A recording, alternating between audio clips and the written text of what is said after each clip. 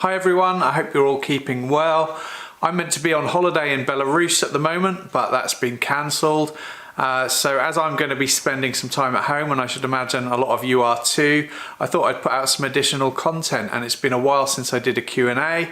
So if anybody has any questions, please leave them below in the comments section, and in a few days time I will post a video response. Seeing as I'm making this video, I may as well talk about what's coming soon and what I'm working on at the moment.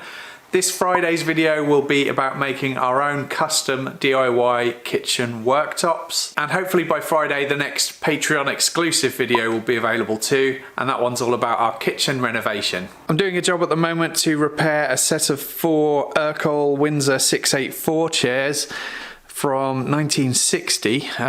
These are solid elm seat pads, solid beech frame, and they all had loose backrests, so I'm in the process of re-gluing them.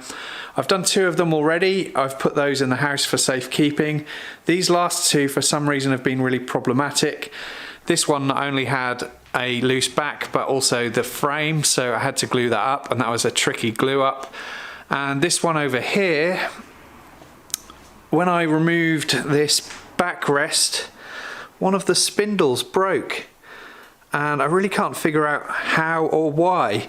As you can see, it's a pretty clean break, so I can only assume that there was some kind of weakness or imperfection in the wood. There's the other half there.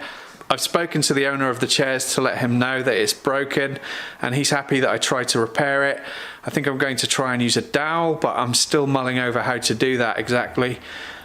Fingers crossed that will go well. Over here I've got some things gluing up, but I don't really want to talk about these yet because I'm not sure this project's going to work out.